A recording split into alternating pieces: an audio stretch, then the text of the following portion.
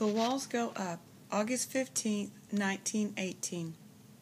It started with a few coughs and body aches. Then it moved to fever, chills, and dizziness. Everyone had read of the symptoms that were not supposed to cause any concern.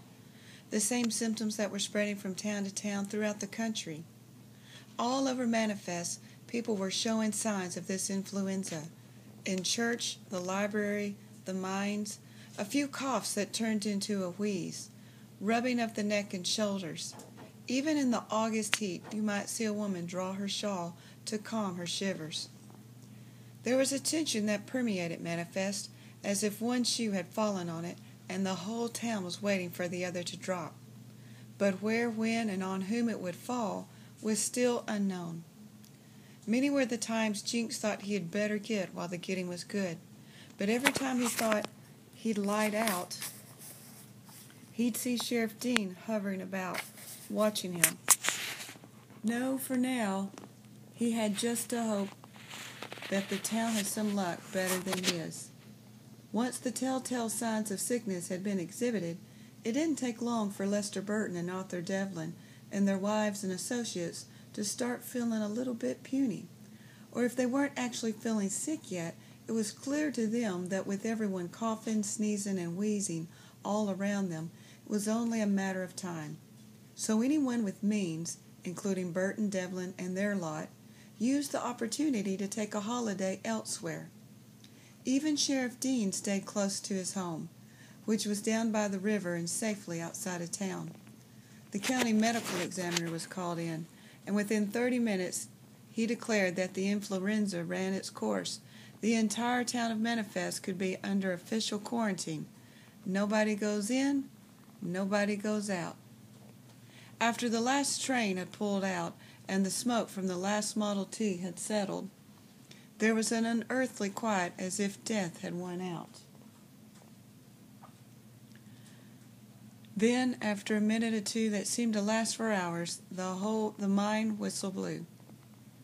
A few curtains were pulled aside by people peeking out to make sure that all was clear. Mr. Keffer, still wearing his pajamas, was the first to venture into the street. Then Miss Saboliski stepped onto her porch, washing from her face the powder that had given her a deathly pallor. Soon everyone was smiling and shaking hands, patting one another on the back. It was as if a miracle had happened and all were healed. But the real miracle was that Burton and Devlin had fallen for the ruse. With the mine included in the quarantine, there would be no whistle calls calling them in to work. No long hours of labor that did little but line the pockets of Devlin and Burton. The children were particularly excited. The start of school would be postponed. Food and supplies would be brought by train and left just outside of town. Word spread quickly, and soon Stuckey, Saboliski, and the McIntyre boys, Danny, Michael, Patrick, and Sean, and the Santonio brothers, and even 9-year-old Rosa Santonio, who is as pretty as pie but as rough and tumble as the big boys, all climbed trees or perched themselves on rooftops, appointing themselves sentries of Manifest. They would stand guard to keep a careful eye on anyone approaching from the outside. Among them all, Jinx was hailed as the local hero for coming up with the greatest scheme ever. But the greatest scheme ever would involve a lot of work. While the trees were lined with young sentinels keeping watch, the adults would be busy making one thing that had brought in any money of late, the combined concoction of Shady's hooch and Velmatee's elixir. Mama Santonio donned an apron and led the women in shucking corn. Greta Ackerson and Etta Sabolski rolled up their sleeves and joined in.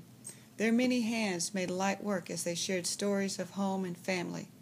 They talked of common experiences of traveling to America on ships filled with immigrants, tears of emotion welling up as they recounted their first sightings of the Statue of Liberty and the joy and fear of arriving at Ellis Island.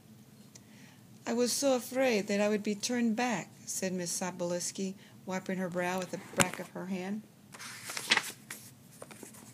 The way they examined everyone for disease and malady The women nodded in agreement.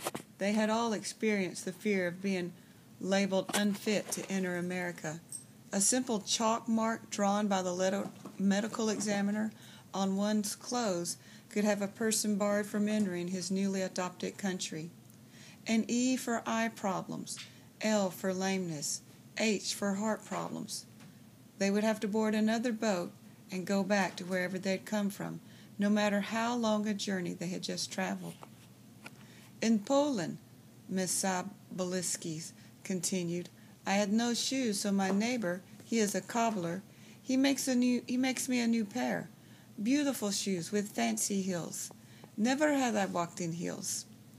The inspectors detain me because they think I have a problem with balance and maybe am sick. Miss Zaboliski shrugged, raising her hands, which were full of corn shucks. I have to take off my shoes to show that I can walk straight. The women laughed together as they filled bucket after bucket with corn. Kalistio Manatantopoulos and Herman Keffer loaded the corn onto a wagon and hauled it over to Shady's place. Matinopoulos, Mr. Matinopoulos said, sounding out his name. He laughed as Mr. Cooper stumbled over the pronunciation. You think my name is difficult? At Ellis Island, the inspector asked my friend Milo, what is your last name? Zokasitopoulos, he says. The inspector asked him if he wants to change it to make it easier to pronounce. My friend gives this much thought. After all, this is his family name. Finally, after much consideration, he agrees. Take out the H. Mr. Keffer chuckled loudly. Of course, the real excitement was at Shady's place.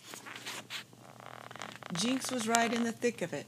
This was the first time in Shady's whiskey had seen the light of day. The whiskey-making machine had been retrieved from the darkness of the abandoned mine shaft on the Widow Kane's property, where it had been in constant activity since the start of Prohibition. But one wouldn't be enough for the operation they hoped to have up and running, so Donald McGregor, Hadley Gillen, and Nikolai Yesowski assembled 4 more stills out of spare tanks and copper tubing and set them up in a run-down barn near the natural spring. This gave them an easy supply of water and an out-of-the-way location to run their operation. But it was as if Shady himself was also thrust into the light of day, and he was left stunned and unsteady.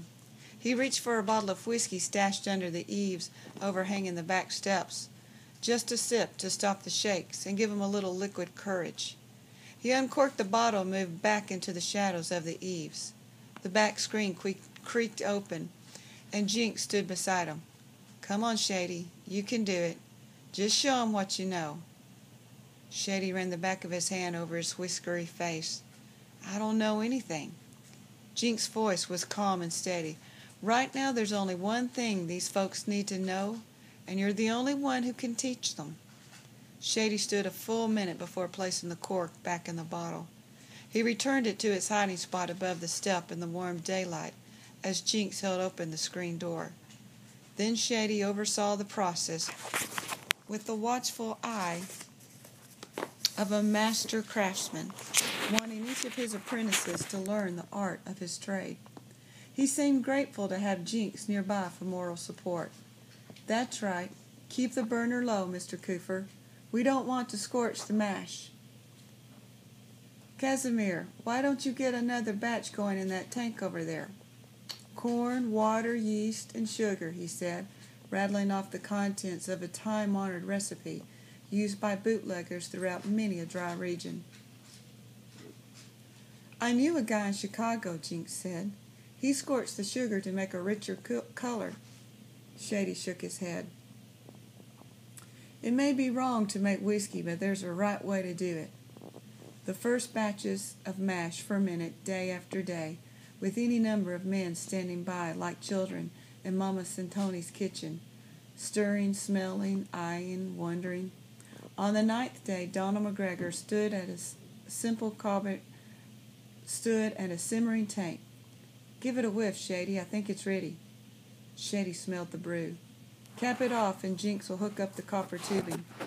When the liquid separates from the mash, it goes through the tubing and ends up in this barrel.